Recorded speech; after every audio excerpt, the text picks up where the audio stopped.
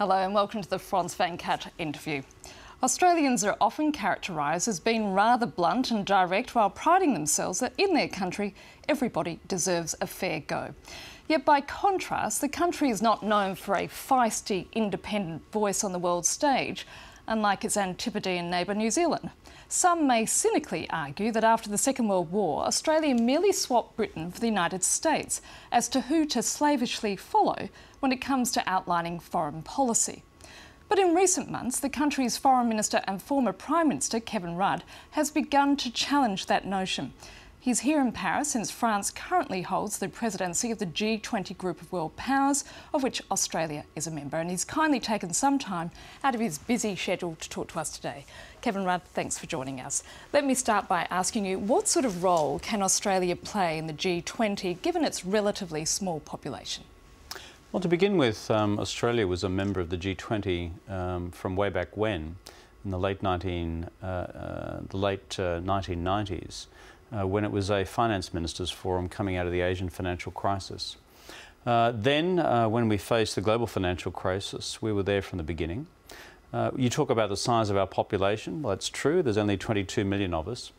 But on the global economic metrics, this economy of ours is the 12th largest in the world. It's the 4th largest in Asia after China, Japan and India.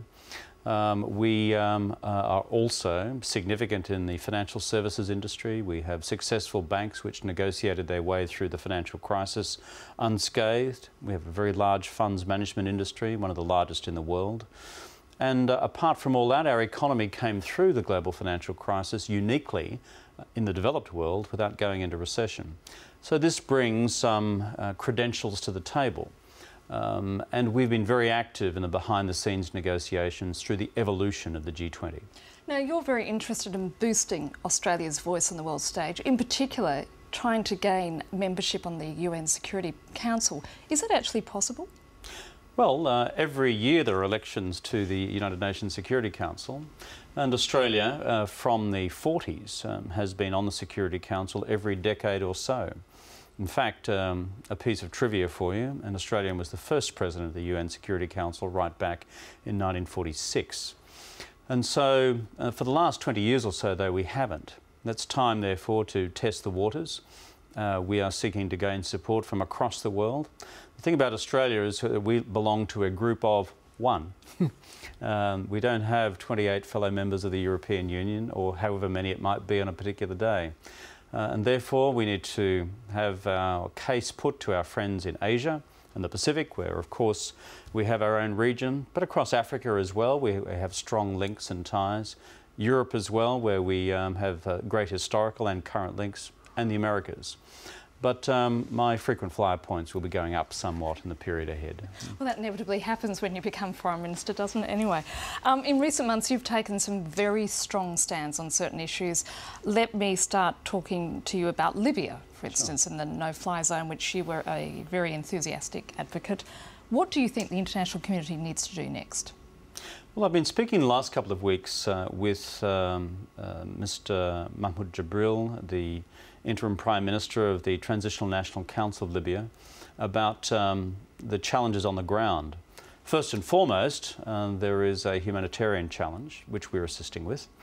We're currently the 3rd largest donors in the world, after the United States and the European Union, to the ongoing needs of the Red Cross, the UNHCR, the World Food Programme, all those who are frankly bandaging up the wounded and feeding those without food and providing shelter to those who have none, not just in Libya itself, but those who are escaping across the Tunisian and Egyptian borders.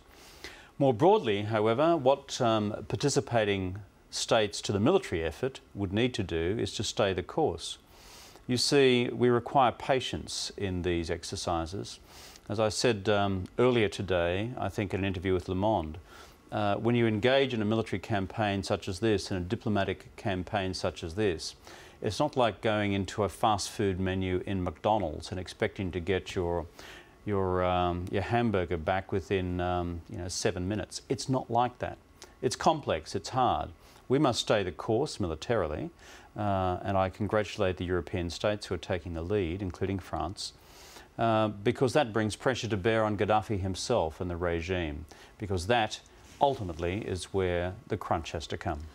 Are you talking about Australian military involvement at some stage? No, we've said before that this is way beyond our region of normal military activity.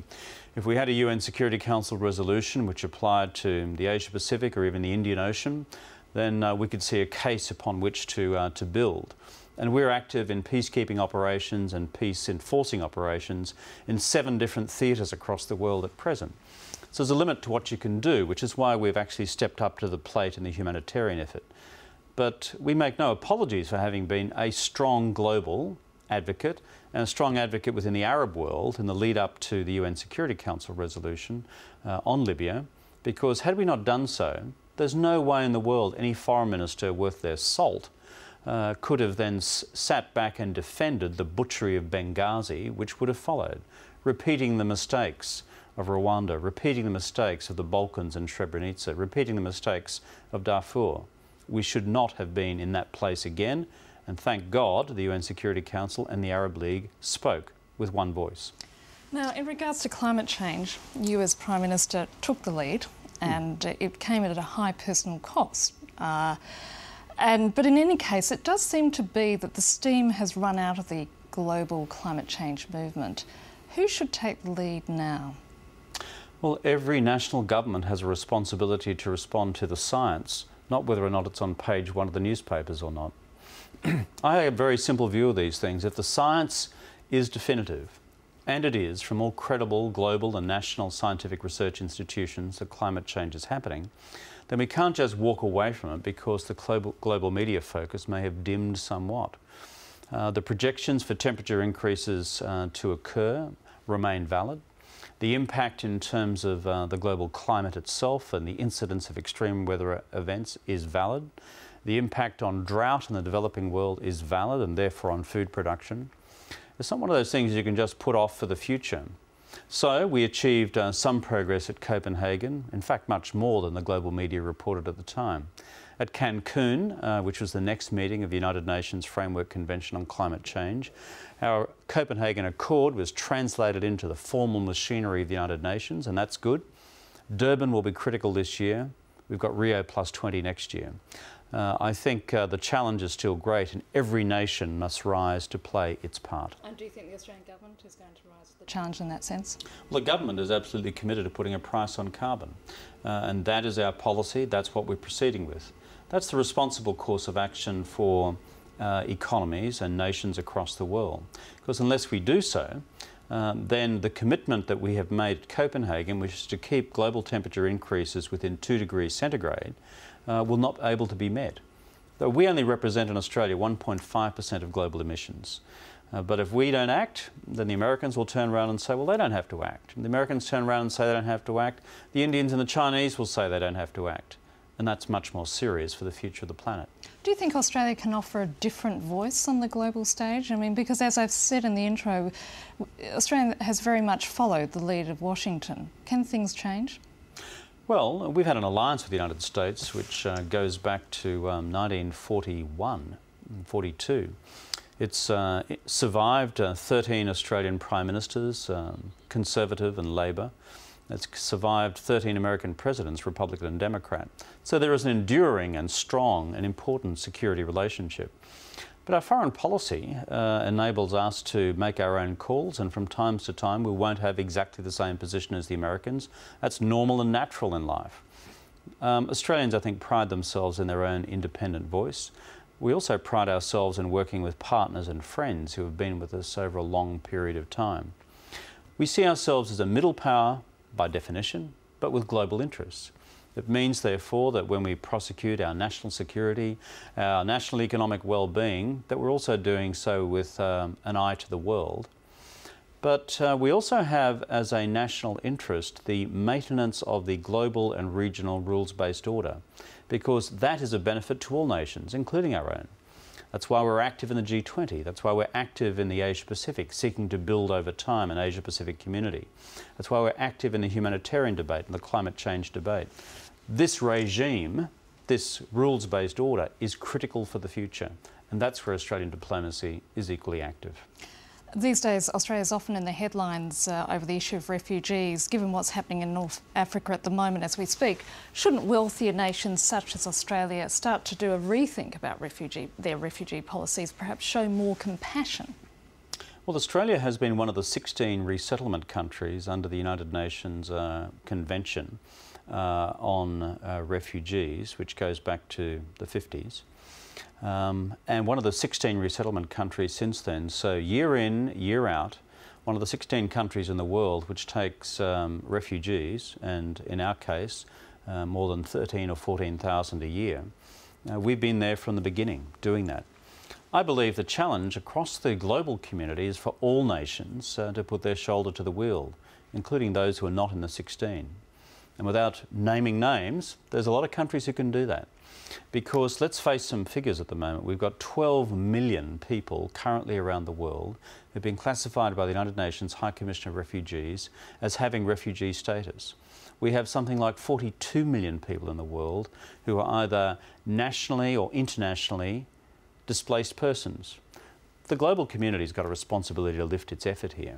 And whether it's the outflow of peoples from the Middle East and North Africa, or those who come from South and Central Asia, whether it's from Afghanistan, Iran or Iraq, to Europe, to North America, to Australia, the only way through this is through better global cooperation. Of the type, by the way, we achieved on a regional basis recently in a meeting in Bali, where we've established the first in the world, a regional framework agreement for dealing with greater and enhanced regional cooperation to handle greater asylum seeker and refugee flows. Kevin Rudd, are you missing your old job?